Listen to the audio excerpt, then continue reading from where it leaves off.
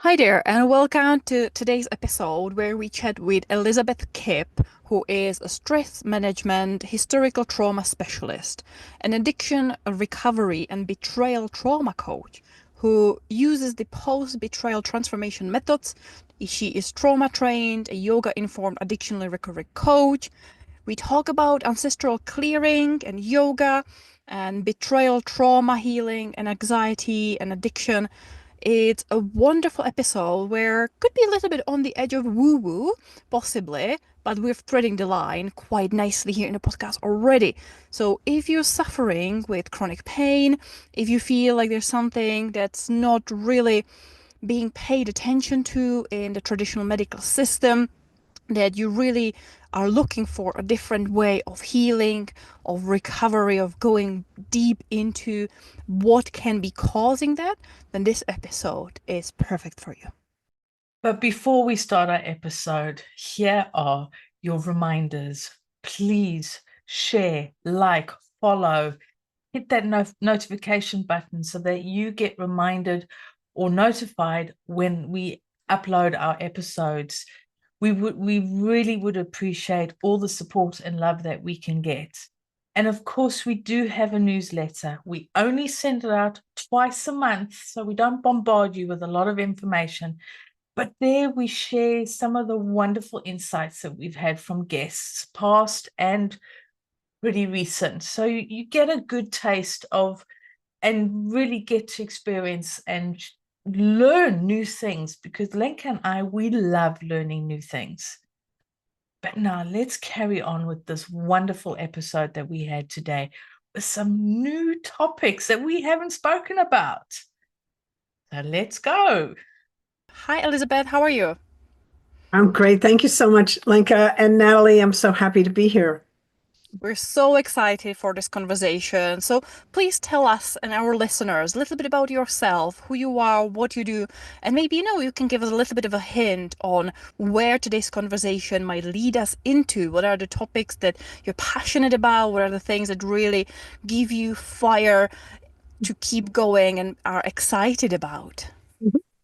Well, thank you. I'm um, really in recovery from decades of chronic pain. And so, with so much experience and a lot of uh, training underneath that, I'm a chronic pain management and historical trauma specialist, ancestral clearing practitioner, an addiction recovery coach. I also do work with, I help people recover from the betrayal trauma experience as well. I got here, as I said, I suffered from chronic pain for many years, and the doctors. It all kind of started with I had a lot of emotional challenges as a child, which I thought was normal. I just thought this is what life is, right? Um, but then I had an accident when I was 14 and I broke the fifth lumbar on my spine. And I didn't know at the time that I had broken a bone on my spine. I knew I'd knocked it pretty good. And it was another 14 years before I actually ended up having surgery for it. And that was so the bone broke in two, front to back, and the front part slipped forward and it pulled I'm sorry, the whole bone, the whole operation slipped forward and pulled the leg nerves with it. So it created pain, but as I said, like I had all this pressure as a child, and I was used to a certain level of pain. So when I walked away from that accident, I thought, well, I can walk. I'm okay. Right?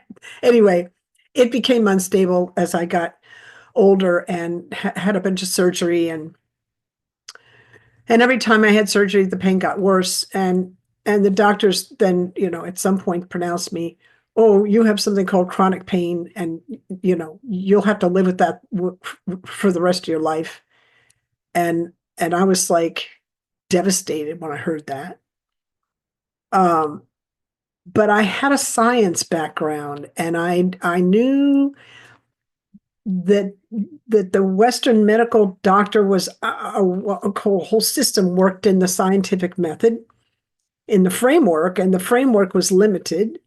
That we live in the all it is, and we heal in the all that is, not just in the part that science can comment on, the part that it can observe, measure, and describe. It's the only part that it can comment on. It can't, so the doctors can't talk to me about anything outside of the scientific framework. And I knew the framework was limited. And I knew when they said to me, you can't heal from chronic pain, that they had made an error because they had forgotten their basic science, that science is not about facts, it's about probabilities. But they didn't say that. They didn't leave any room open for another possibility. So I knew they were telling me more about the model they were working with and its limitations than they were telling me about the body's ability to heal. And I knew I was going to have to reference the all that is, not just the part that science was, I could observe, measure, and describe and reference from. So I healed. I found a doctor. His name was, who was Western and Eastern trained, who understood the nature of chronic pain. He passed away in 2016, but he left us this beautiful book, Conquer Chronic Pain, an Innovative Mind-Body Approach by Dr. Peter Prescott. He really understood the nature of chronic pain. I wrote a book, The Way Through Chronic Pain, Tools to Reclaim Your Healing Power. That's a really great companion to his book. And it really helps. It talks about the tools that he taught me and that others taught me to help me heal from chronic pain, and also speaks to the voice, what's happening inside of a chronic pain sufferer. I've sat in front of thousands over the years of chronic pain sufferers, and we don't tell the truth. We never complain, or we complain all the time, and so that's not real, right? So I thought it was really important that doctors, nurses, healthcare workers, friends and family members, and chronic pain sufferers all had a look at what is happening in the mind of a chronic pain sufferer. So that's kind of how my book is different than other chronic pain books. Also, I bring in ancestral clearing, which was a big part of my healing, and I love that so much, and I'd like to talk about that and its importance in just the healing journey. And also we could bring in the a betrayal trauma piece as well, because we really, in that chronic pain experience, that feels like a massive betrayal on the inside, right? Wow, you already touched on so many things that, we're interested here on the podcast. We talk a lot about, the medical system just giving you this label and being like, well, this is it. This is what you've got. And here you go, and take some pills or do this, but this is how you're going to be for the rest of your life, rather than acknowledging really the power that we know that we can heal ourselves, and there are other methods. And I love the fact that you had the scientific background and understanding the scientific method, and knowing that anything that, the modern medicine is telling us, it's not pure fact.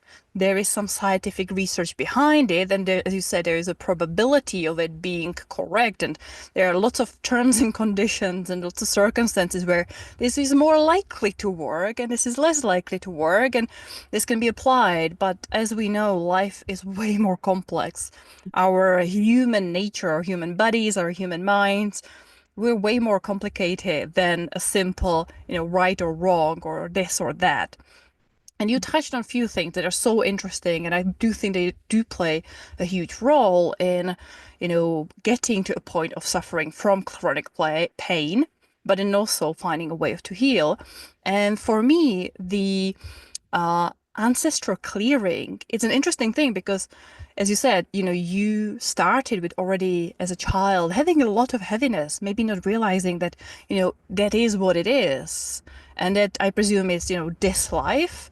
but there could be so much more that we carry through our genes, through epigenetics, through everything in us, through the different generations. And I would love to know a little bit more about, could you explain to us and our listeners a little bit more, what is ancestral clearing?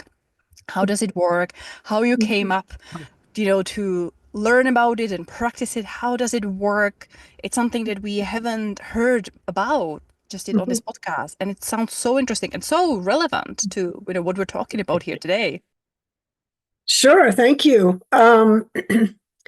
Well, ancestral clearing is actually a trademarked and registered modality, healing, energy healing, really, they call it, they would call it, you could call it energy medicine, I suppose, that looks at the spiritual aspects of well-being. And it was pioneered by a man named Howard Wills, and then later developed and is taught by a man named John Newton of healthbeyondbelief.com. I'm one of his practitioners. I was introduced to the practice when I was in Dr. Peter's pain management program, and I was in this new place, in this new program, and my training was science. So I had my science hat on, and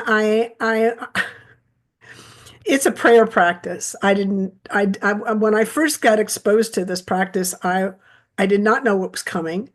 I just knew I was in a place that knew something about chronic pain, and I was so ready. Like I was like, bring it, whatever it is, let's just bring it, because like I'm open.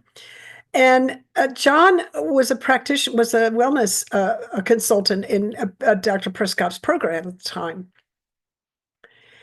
And he walked in, and I'm sitting there fresh out of 12 days of detox off of fentanyl and Ativan that I had been on for many years, that the doctors had put me on. And really, my body was still detoxing from the fallout of all that. And quite weak, obviously. And anyway, there's 20 people in the room. I didn't know any of them. I'd never met them. I had met Dr. Prescott on the phone and in my hospital room once, and I think John was in there too, just as kind of support. But I never talked to him. Anyway, he walked in on this one of the first day. I was the first day, I think I was in Dr. Prescott's class, and he hands out this piece of paper to everybody, and he asks everyone, what is your pain level from 0 to 10 on a scale of 0 to 10? What's your pain level? And here was the answer was 9 to 20. This is the report. Everybody reported 9 and 20, like to 20. This was the range, right? Mine was at a 9. And he asked us to read this paper. We didn't even read it out loud, silently. And I'm looking at this thing, and it's a prayer. Well, I had, as I said, science background, but I had been reading in the few years before I went into this program about some research that had been done on the science on kind of the power of prayer, and the kind of just observational studies that had been done. And I was like, and I knew something about my own experience with that, but this was a whole nother thing.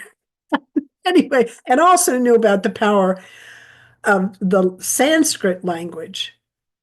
I didn't know so much about English as using English as power words. I really it was new to me. So I start reading this prayer silently with everybody else. I get halfway down the prayer, and I felt the room shift energetically. It wasn't like we had an earthquake. I felt it energetically, and I thought, that's very unusual for me to feel stuff like that. And I was like, okay, I'm detoxing. That was just my imagination. And then I finished reading the prayer, and I felt my pain. It just it just started to dissolve. And I was like, well, that's real. Right. And we finished reading the prayer, and John says, what's everybody's pain level? And the pain level was from 2 to 9 instead of 9 to 20. And I was like, again, science hat on. I was like, what just happened in this room? I know something happened. What is it? Can you measure it? Is it repeatable? And does he teach it? I just went right into that space. I was like, what's happening here? And I took the first training that I could. After that, it was about 6 months later, I took the first training that he offered. And what was interesting is I was there for 52 days altogether. So I was 12 days in a detox bed, and the other 40 days I was in this program, up and walking around.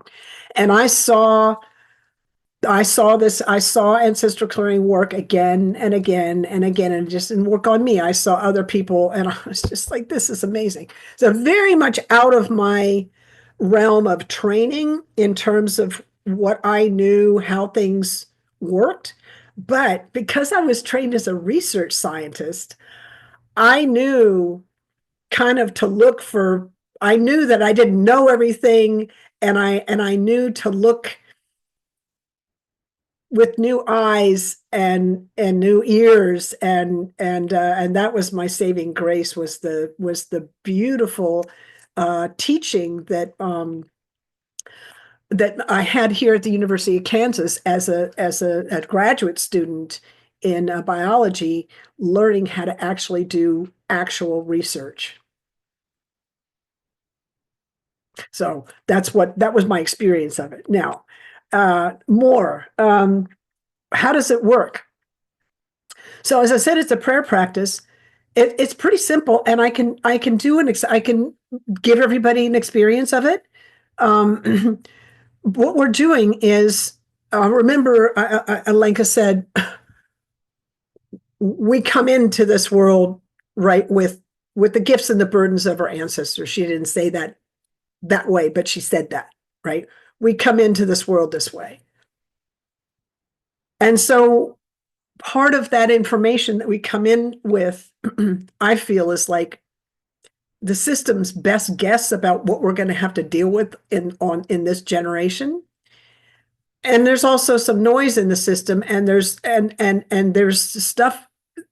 We come in with stuff that's unresolved, unfinished business, the imprints of traumatic experiences that weren't handled before,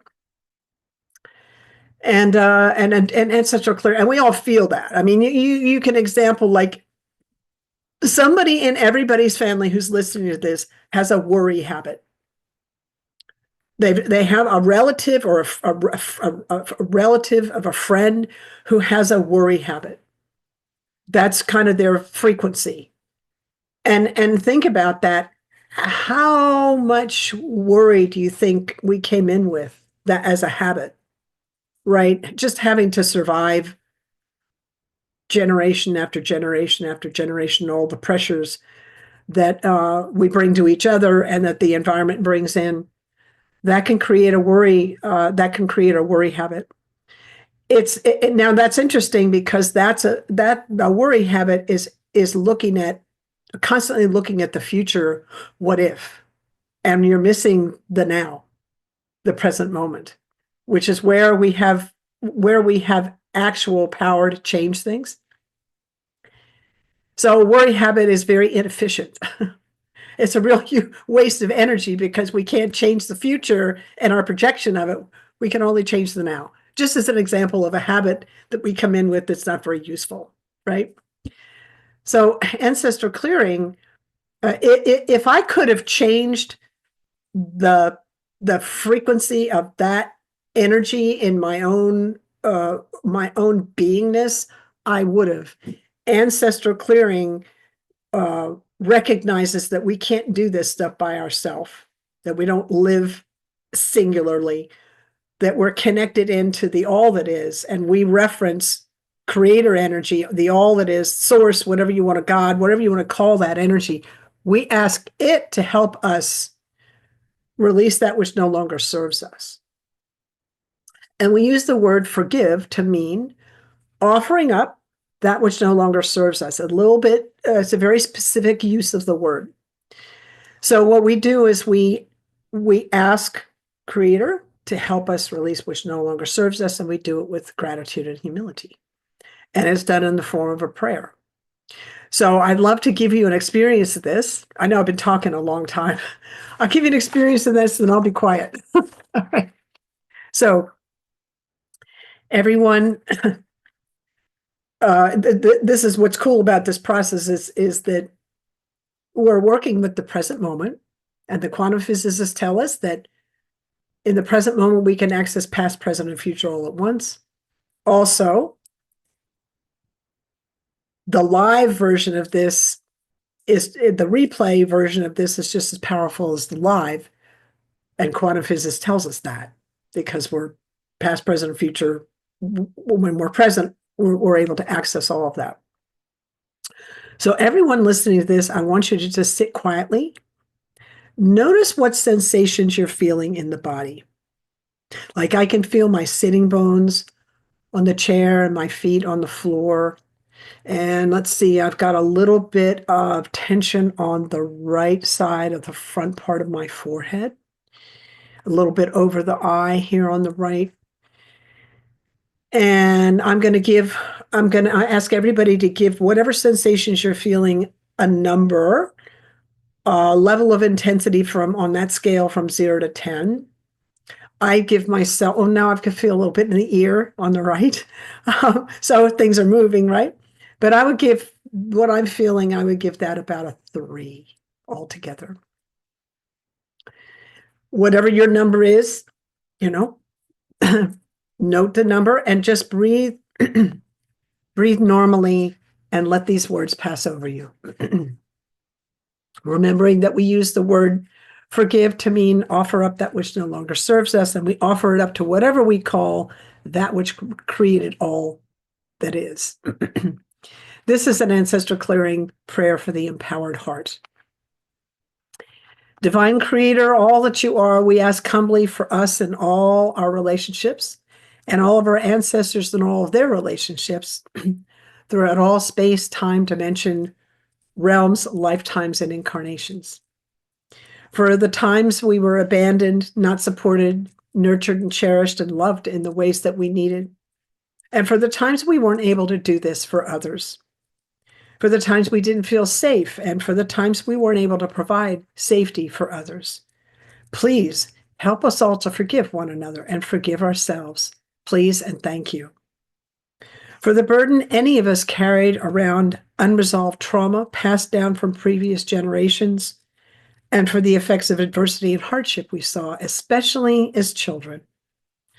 For all unhealthy attachments and codependence, and for the times we armored our hearts and lost track of our authenticity, and how it weighed on the lineage.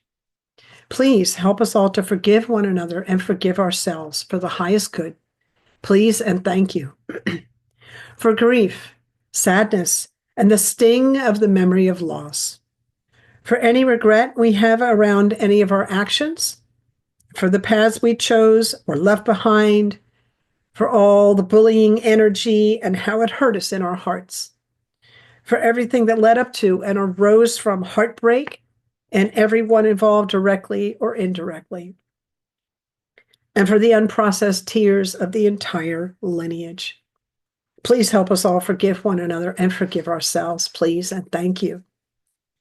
For all the times we lost connection with our true nature and with nature, lost everything, or physically, mentally, or spiritually lost. For any time we turned our back on our family and the grief we felt because of it. And for any time we were angry at the Creator, felt abandoned by the Creator, or turned our back on the Creator. For all disconnection, abandonment, and betrayal, and the inverse. For anything that blocked us from having the courage to open up to new possibilities, new perspectives, and new beginnings. Please help us all to forgive one another and forgive ourselves. Please and thank you. For all the scarcity throughout the entire lineage, love, nurturing, and not having our needs met, and not being able to meet the needs of the family, the community, or the collective. For any time we question our value or worth, or others did this to us. For survivor's guilt, for powerlessness. Now what am I going to do? Energy. Anytime we felt trapped because we didn't know where to turn next. For blame, shame, jealousy, and injustice of any kind, and all the unresolved anger and bitterness remaining because of it. Please help us all to forgive and release one another, and forgive and release ourselves for the highest good always and in all ways. Please and thank you. For any time we hung on to the hurt of our betrayal and viewed the world from the perspective of this wound. For any time we were targeted in the inverse. For the suffering we felt around holding on to anger, regret, shame, guilt, perfectionism, and all its aspects, and everything that led up to and arose from these issues. All we made it mean. Any unhealthy or limiting beliefs, judgments, and conclusions because of them. All the letdown we felt as a result, any inverse burden, and any time any of us felt and took on the energy of these issues in the womb. Please help us all to forgive and release one another and forgive ourselves. Please and thank you. For all the times we felt we had to do things all by ourselves. We didn't trust ourselves to do them. For the times we tried so hard and didn't get it right. For any time we felt blindsided and couldn't find our grounding and the consequences of that. Please help us all forgive one another and forgive ourselves and find peace with one another and find peace with ourselves. For all that happened and didn't happen, everyone involved directly or indirectly now and forever, please and thank you. Please help us to keep our hearts open. And with your guidance, forgive all that happened to us, through us, and because of us. And help others forgive us the same.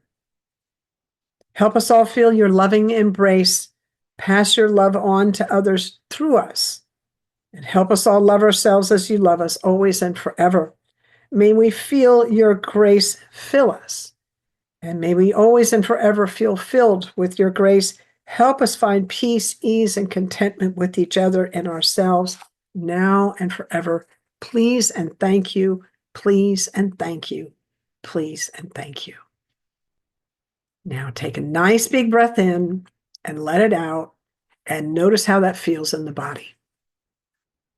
Thank you so much. That was really, I was going to say beautiful, but that's not the right word. But words escape me right now. But thank you so much for sharing that with us and, sharing it with our listeners. And as you said, even though we're getting it live now through this recording, but it's something that our listeners can also really experience, and they can listen over and over again to get it as much as possible.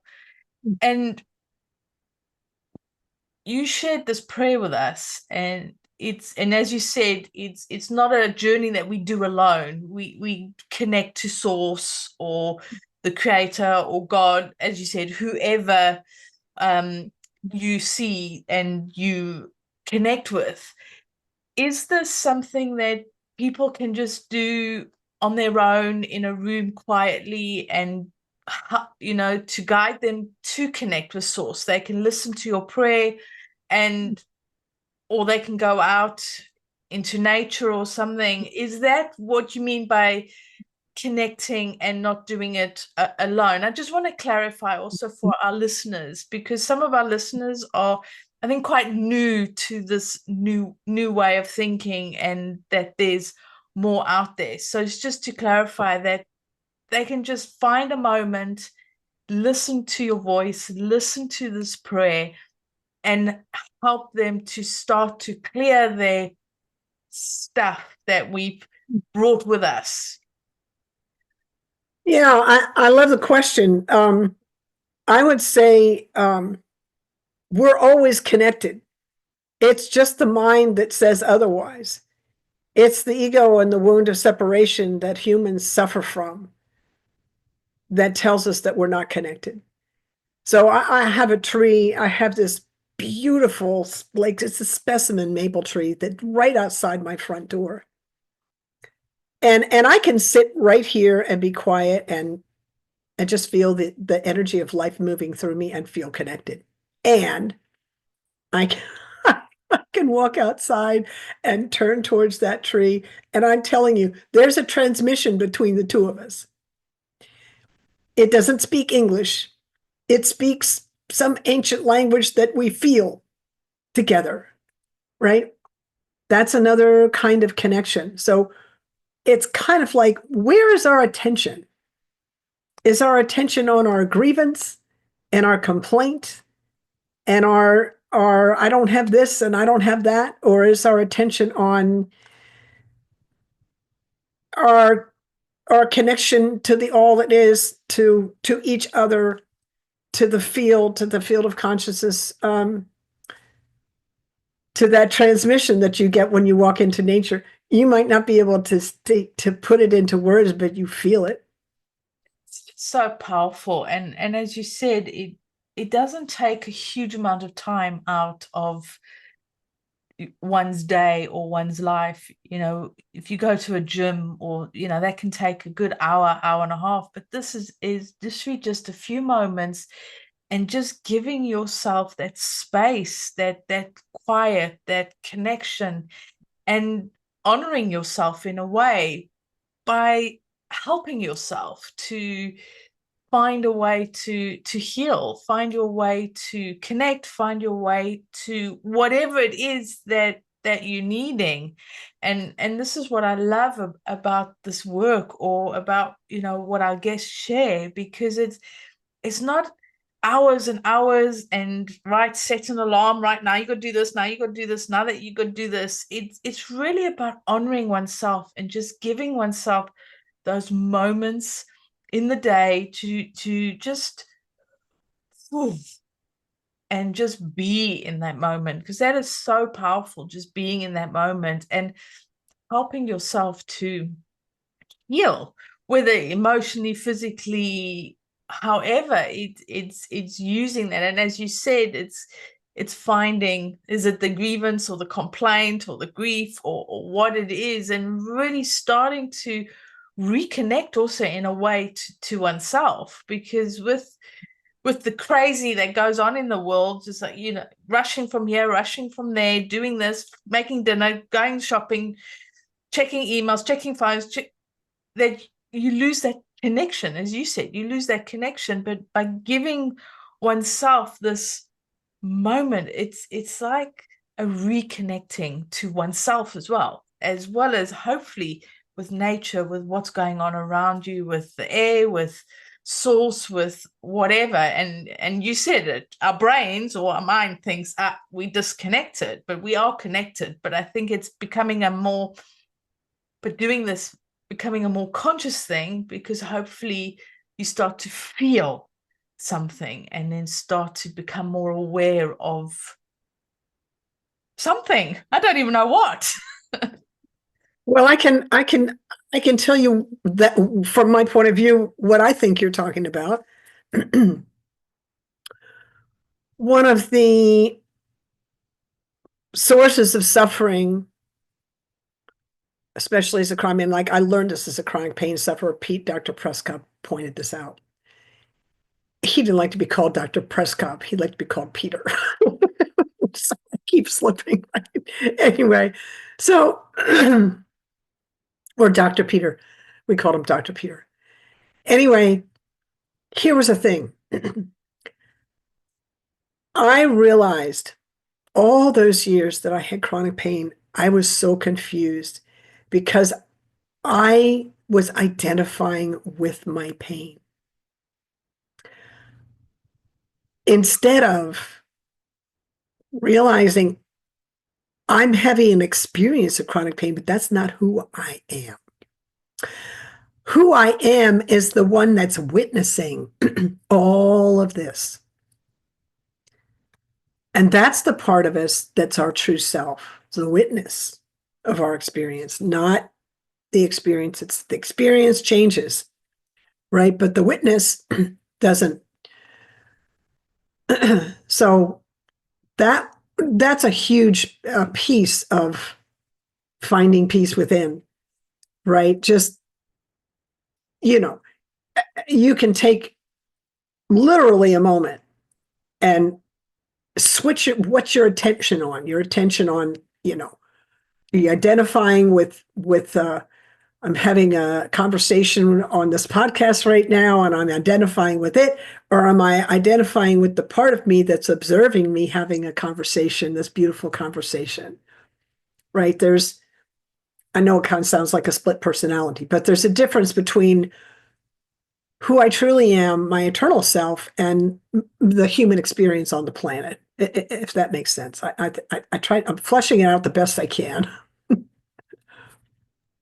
No, that to me that makes perfect sense. And we're not just this human physical form. We are spiritual beings as well. And it's as you said, it's identifying. And this is something that Lenka speaks a lot, is about these labels that we attach to ourselves and then conform to being those labels instead of trying to work ways through them. So you as you said, identifying with the pain and becoming almost that person, the pain, but not realizing that there's so much more. So thank you for sharing that. But one of the things you also spoke about was hang on, sorry, oh yes. So one of the things that you spoke about was the betrayal stuff that you do. I'd love for you to share what is it? I mean, we know what betrayal is, the husband who's been unfaithful or parents who've left, but it's obviously more than that. So can you explain a little bit about what the betrayal is that you work with and do, and what started you on that journey? And just to give our listeners, and Lenka and myself, as she said, we've not come across this before. So we'd love for you to go into it and dig into it. Sure. Thank you. I've had my own experience with betrayal. And just like I was on opiates and benzodiazepines for years, and I had to kind of crawl out of that. Well, I had to crawl out of that. It felt to me in my body, like it felt like I was crawling out of the mire that I experienced as a result of the betrayal that I experienced. So I'm taking responsibility for the meaning that I made of my experience, but it took a while for me. I literally had to crawl out of that. So I had a lot of help. And so I had this background, and I got started in business in 2014, doing helping people with chronic pain and ancestral clearing and addiction recovery. And a couple of years into that, I came across the work of Dr. Debbie Silber, Silber, who did her PhD on healing from betrayal trauma. And I thought, well, that's okay. How is that different from other trauma? Because I've studied with Gabor Mate and I've studied, Bessel van der Kolk stuff. I've studied a lot around kind of trauma generally and understand its parameters. I teach trauma-informed yoga, for instance. But Debbie had done this thing with betrayal trauma. And it's like, well, what's happening there? And she actually identified 5 specific stages that we go through to heal from betrayal trauma. And it's different from other kinds of trauma in that there are these 5 stages. And I think she's worked with over 10,000 people in terms of, she's done all the science, she's got all kinds of studies and stuff.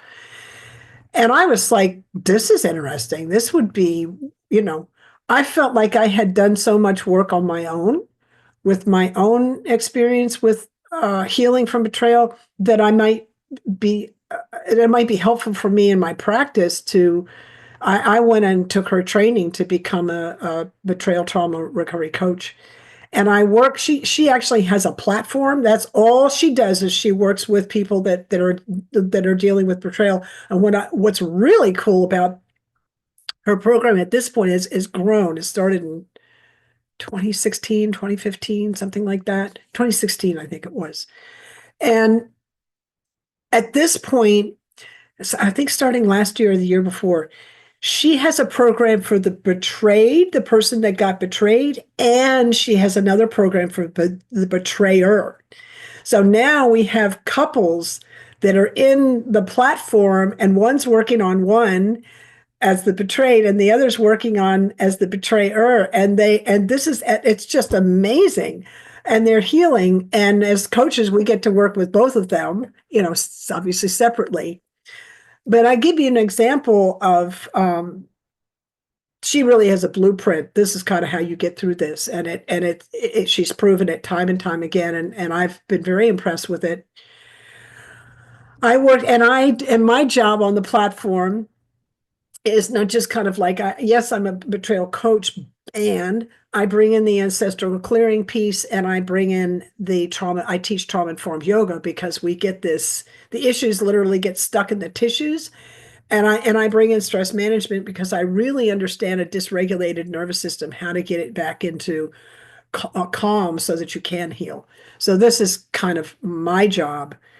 And I literally just had a session yesterday with someone who came in. He's been in the program for, I think, 70 days, maybe. And it's a program that takes a while to get through, obviously, because this is big stuff to heal, right? And there's 5 stages, takes time. Anyway, he wanted an ancestral clearing, and it was so interesting because he came in and his posture was like this, shoulders down and head down, and I was like, okay. And we did the ancestral clearing process, and by the end of the session, he was sitting up and his shoulders were, it was like, and he was feeling so much better. So, really kind of, it's kind of miraculous to take a person from that to this and the lightness that they feel, and they're able to release the weight of all the stuff they've been carrying, maybe so long they forgot they were carrying it.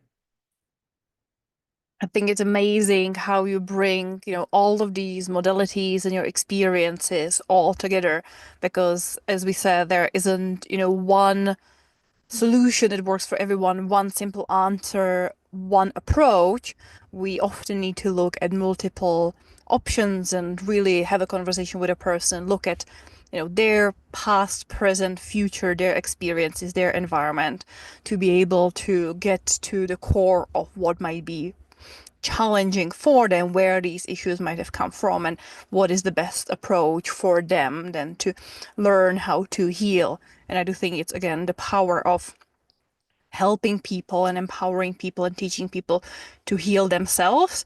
And this is becoming like such a huge part of this podcast, that it comes again and again and again through the conversation, that yes, we talk with amazing people like yourself who have the expertise and who have the knowledge, who have trained, and who really know how, the mind, body, spirit connection through generations and through the universe, through all the dimensions, how it kind of works.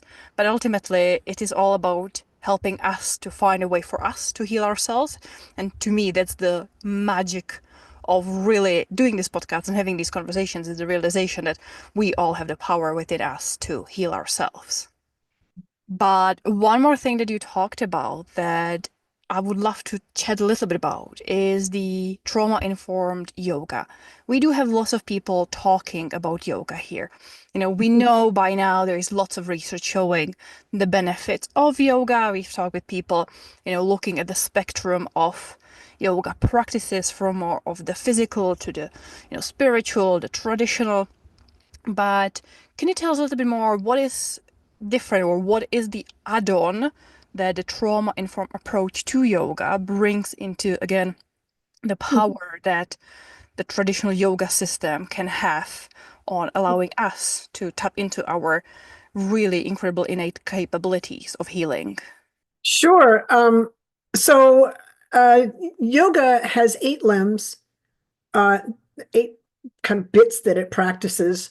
And one of them is called asana, which is the physical practice, which is, I don't think yoga's really been very well marketed in the United States.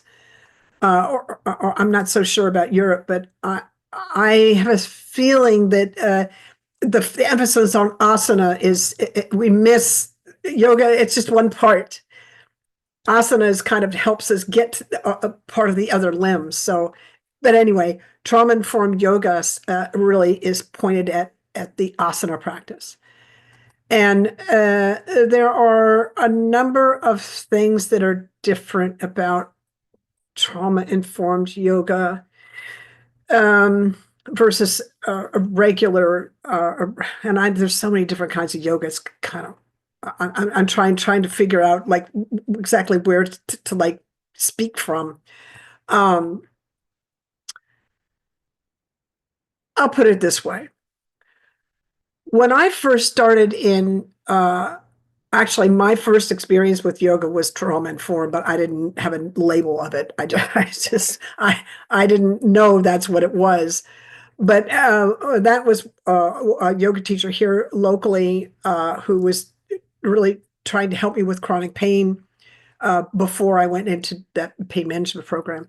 When I got out of the pain management program, I went straight up into Kundalini style yoga because my son had connection with it, and there was a great studio where I was, and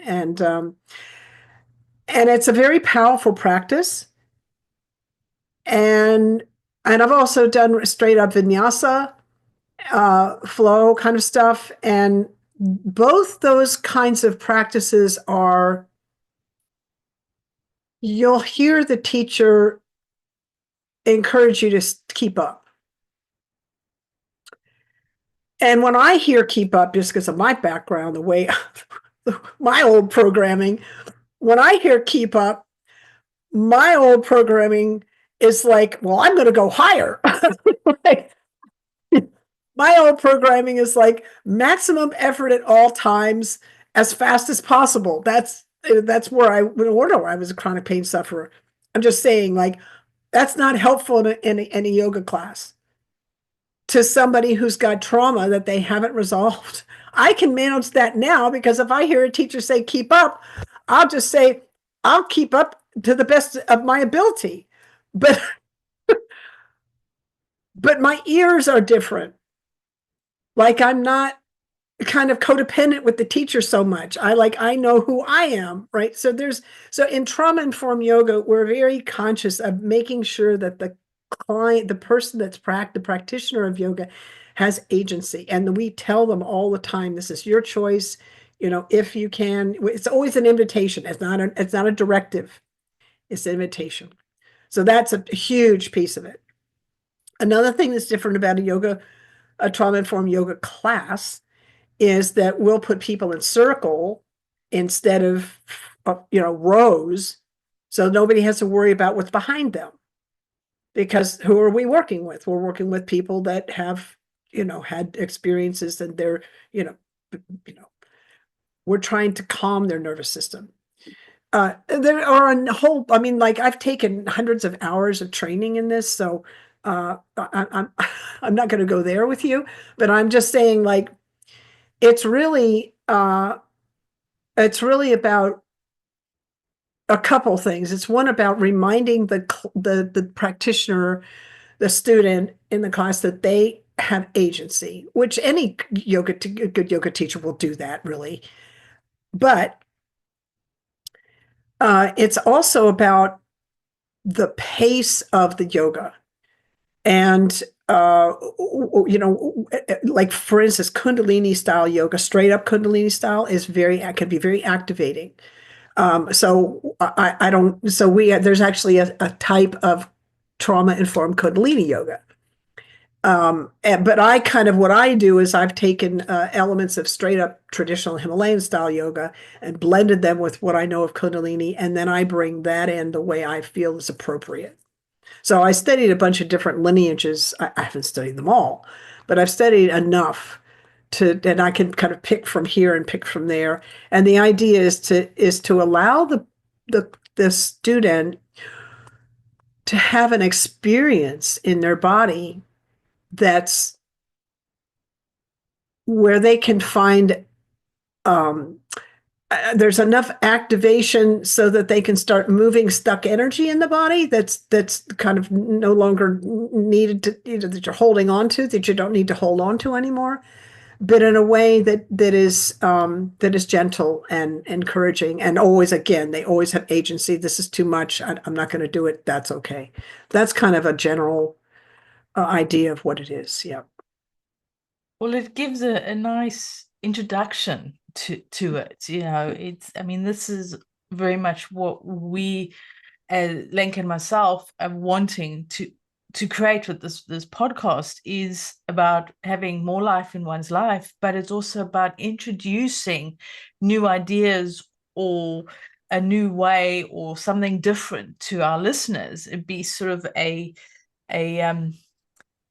not quite a conduit, that's not the right word, but sort of a platform or something that we can share knowledge, because we come across something and then we share it through our guests. And you've given us a taste of the ancestral, the betrayal, as well as this different way of doing yoga. And yoga has become much more of an exercise now, as opposed to the whole concept of yoga. And we have had a couple of yoga teachers come in and talk a little bit, and they have dug a little bit deeper other than just the exercise. But it is, as you said, that's how it's marketed. Go do your hours stint of yoga and you've filled your exercise quota for the day type of thing.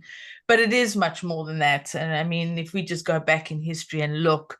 So thank you so much for really introducing us, myself and Lenka, as well as our listeners, to new things. We love it. We love new things. Hop on to our Patreon account to get this episode's amazing and wonderful gold nugget. Now, for our listeners, if they've been listening and they want to connect with you, they want to reach out, or they want to find out more, or they just want to be within your circle, how can people find you? Oh, thank you. You can find me at my website, which is Elizabeth with a hyphen and then Kipp.com. You got to put the hyphen in there to find me. Otherwise, you'll find the other Elizabeth Kipp, who's a web designer and a photographer who's amazing, but she's not me. So Elizabeth-Kipp.com. I've got all my social medias there. There's lots of free resources. You can book a free introductory session. You can book a regular session. Lots happening on the website. And we'll make sure, obviously, to include all the links into the description below, so people can just click on the right link and find you and not the other Elizabeth. So thank you so much for all your wisdom, all your knowledge, all your insights. But as Natalie has said, we always like a little bit more. So I have one last question for you. Here in the podcast, we talk about finding more life in our lives. We're looking at, how can we really put our lives first and leave work and stress and all the things behind and live the fullest, happiest life. So I'm curious, what gives you life right now? Again, I'm going to go back to, where is my attention? I was just writing about this morning. Where's my attention in this moment? What am I aligning with? Am I aligning with the life force that's running through me? And am I flowing with that, or am I doing something to resist that energy?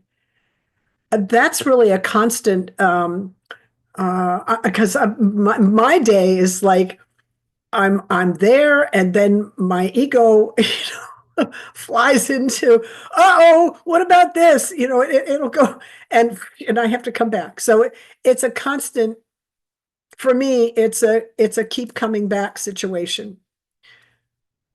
Because I forget, and then I remember, and then I forget, and then I remember, and so I'm not sure that answers your question, but that's my orientation, is kind of what forces am I aligning with in this moment? And that is beautiful, because it's not what's right or what's wrong, or it is what it is for you, and this is what we ask. So thank you so much. And you just showed us or reminded us that we are human, and we have to remind ourselves to come back, and then we go off, and then we got to remind ourselves to come back, and that's quite precious, because we sometimes think we've got to get it all right all the time, but it is that reminder, that flow. My ego's gone off. Oh no, hang on, let's come back. And then they go off, and then it's like, no, come back. And that is very powerful. So thank you so much for answering up that question that Lenka asked, and for sharing your time with us, sharing your energy, your knowledge, your experience, and especially that beautiful prayer that you shared with us earlier. Thank you so much. We really appreciate your time and energy. Well, thank you so much for the opportunity. And for our listeners, what have you got from today? What have you learned? What aha moments have you had? Did that prayer really resonate with you, and it's something that you want to be doing more regularly? Is ancestral clearing just something that you're thinking, whoa, what's happening? What is that all about? Has your curiosity been piqued? And we would love to know your thoughts, especially from today's episode, what you've learned, what aha moments you've had, or where has your curiosity been sort of tickled? And share with us in the comments, share with us, or let us know. We'd love to hear from you. And until next time, we'll talk to you soon. Bye. Here is your reminder about our Patreon, where you get all our really beautiful gold nuggets. And today we had a fantastic gold nugget to share. Subscribe to Patreon. The link is in the description below. Hop into the gold nugget section to access all our wonderful gold nuggets. There is also a free section where you can access snippets from past episodes, as well as some great content with tips, advice, and beautiful and wonderful wisdom. Come and join up and be part of the Into Your Life community. We would love to see you there.